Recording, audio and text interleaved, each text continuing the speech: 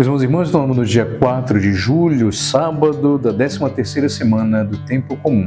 O Evangelho é o Evangelho de Mateus, capítulo 9, versículos 14 a 17. Naquele tempo, os discípulos de João aproximaram-se de Jesus e perguntaram: por que razão nós, os fariseus, praticamos jejuns, mas os teus discípulos não? Disse-lhe Jesus: por acaso os amigos do noivo podem estar de luto enquanto o noivo está com eles?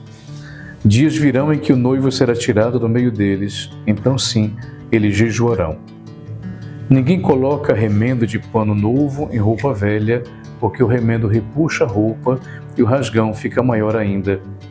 Também não se coloca vinho novo em odres velhos, senão os odres se arrebentam, o vinho se derrama e os odres se perdem. Mas vinho novo se coloca em odres novos, e assim os dois se conservam. Palavra da salvação, glória a vós, Senhor.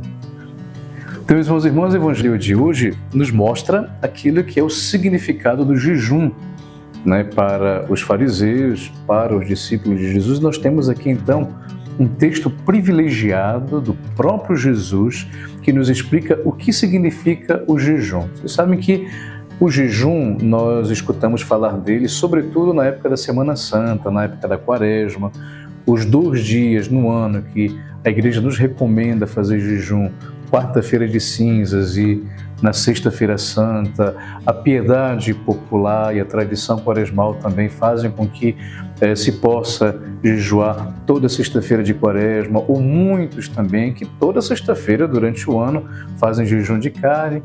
E é claro que tudo isso deve sempre ter um significado, tudo isso deve sempre ter uma razão. Não é simplesmente... Hoje, por exemplo, o jejum, existe o jejum intermitente, que é o jejum que se faz para poder ter saúde, diminuir peso e tantas outras coisas. Porém, o jejum tem no significado religioso, então significa que nos seus sentidos, quando você se priva de alguma coisa, você sente. Quando você se priva do alimento, o que você vai sentir? Fome, a necessidade biológica, portanto, e você poder ter um alimento.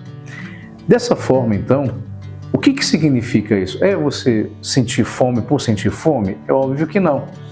Mas o jejum muitas vezes nos faz sentir fisicamente até mesmo aquilo que espiritualmente poderíamos e podemos sentir quando tiramos a graça de Deus com os nossos pecados. Ou seja, muitas vezes nós, em nossa vida, nós podemos negar a Deus com os nossos atos, nossos comportamentos, nossos pensamentos. Nós podemos até, quem sabe, deixar Deus de lado em muitos momentos da nossa vida. E, é claro, pode parecer que não influencia em nada na nossa vida se eu deixo de participar de uma missa, se eu deixo de rezar, se faz tempo que eu não vou a uma igreja ou algo parecido. Pode, aparentemente, não significar nada. Porém, meus irmãos e irmãs, espiritualmente, você se afastar de Deus, você tirar a graça de Deus, pode provocar estragos espirituais que nós iremos sentir mais tarde, no momento do nosso confronto final com Deus, ou seja, no nosso juízo, depois da morte. É ali que nós iremos sentir tudo isso que aqui nós fizemos. É igual como às vezes aquelas doenças que vão aparecendo aos poucos na nossa vida, e quando a gente vê, é fruto de anos, talvez, de indisciplinas alimentares, e tantas outras coisas na nossa vida que depois nós sofremos as consequências.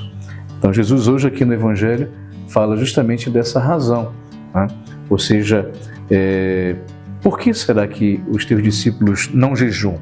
O noivo ainda está com eles, ou seja, eles estão comigo ainda, mas vai ter um dia que eles não me terão mais, aí sim eles jejuarão.